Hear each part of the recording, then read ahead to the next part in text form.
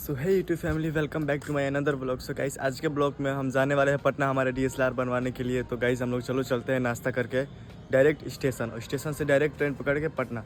So guys चलो चलते हैं। सो फाइनली गाइस हम लोग निकल चुके हैं।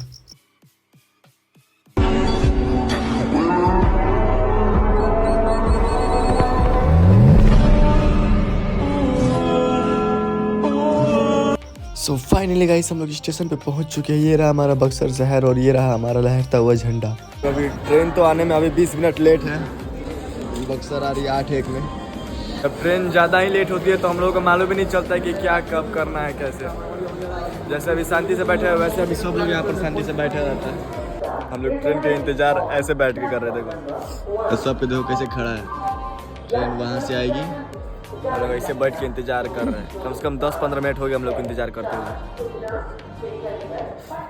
हम लोग रॉन्ग साइड आ चुके हैं और ये देखो यहाँ पर पुलिस भी आ चुका है। जब पुलिस ऐसा काम करेगा तो हम लोग क्या करेंगे? घर जाओ। फाइनली गाइस ट्रेन तो निकल चुकी है।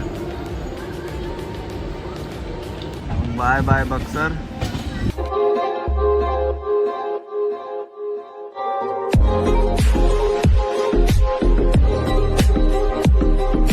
फाइनली गाइस हम लोग पटना तो आ चुके हैं। अब हम लोग यहाँ से डायरेक्ट निकलेंगे आधारशिला कॉम्प्लेक्स। यहाँ से झटपट से निकलते हैं। मैं तो बहुत ज़्यादा एक्साइटेड। पटना जंक्शन आने के बाद दो ही चीज़ तो अच्छा लगता है, एक ये हमारा फ्लैग और दूसरा ये टेम्पल हनुमान जी का। कमेंट में बोल दो जय श्री राम। गाइस हम लोग पटना जंक्शन तो आ चुके हैं। अब हम लोग को यहाँ से जाना है आधारशिला कॉम्प्लेक्स और वहीं पर बनेगा हम लोगों का डीएसएलआर।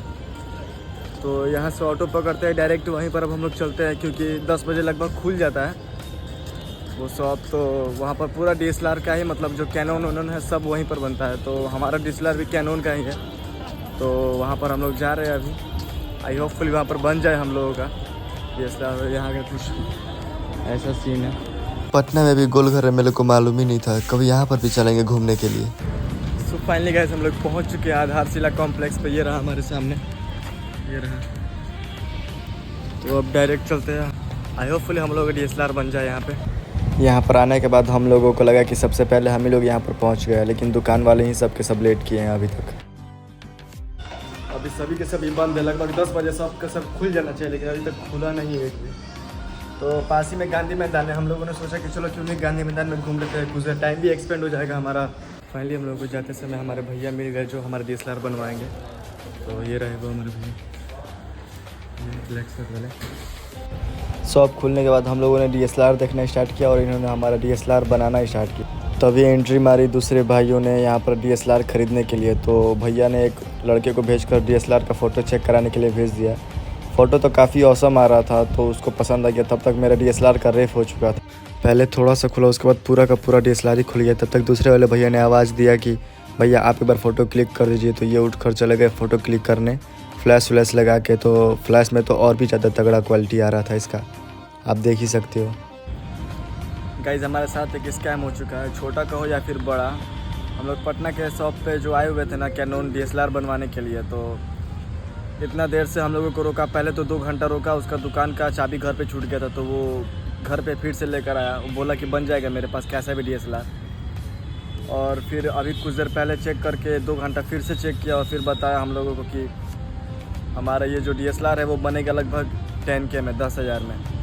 तो अब पूरा का पूरा मूड ही ऑफ हो गया। हम लोग पैसा घर से लगभग 5-6 लेकर आए थे और डीएसएलआर 10,000 में बन रहा है। तो पूरा मूड ही ऑफ हो गया गाइस। अब सोच रहे कि और किसी दूसरे दुकान पर हम लोग जाएंगे और फिर से ट्राई करेंगे। बन जाएगा तो अच्छा रहेगा, और नहीं तो फिर क्या करेंगे, वापस बक्सर शहर में अपने चलेंगे। सो गाइस चलो चलते हैं दूसरे हम लोग दुकान पे। अब हम लोग दूसरे दुकान के खोज में निकल चुके हैं रोड पे।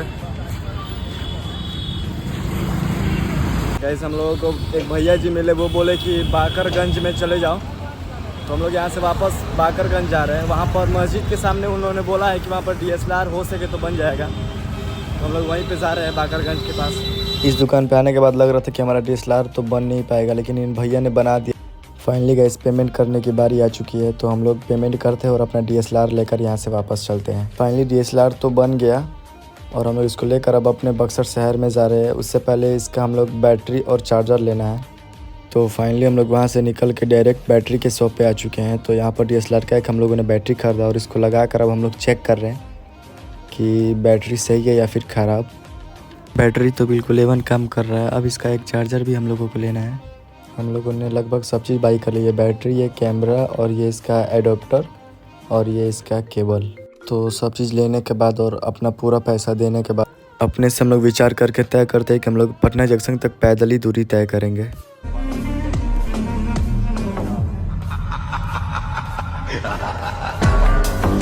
तभी यहाँ पर मेरे को कुछ अजीब से लोग दिखे कपड़े पहने हुए। उसके बाद लग गई मेरे को भूख, तो हम दोनों ने एक एग रोल बनवा लिए एक एक।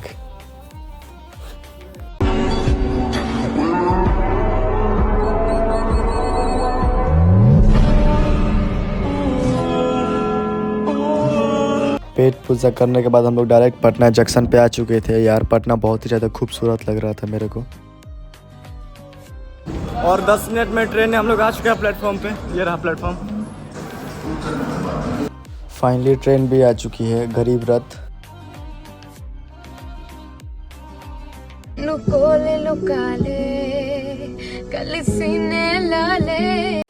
फाइनली उतर चुके हैं हम लोग बक्सर। 2 काम हो गया, एक हमारा आईफोन बन गया, एक और DSLR बन गया। तो हम लोग जो काम से गए थे वो काम तो पूरा हो गया हम लोगों का। डायरेक्ट रूम पे चलते हैं। अब रूम पे चलने के बाद आप लोगों से वापस बात करेंगे हम लोग। एक चीज़ देखा हूँ, ये देखो।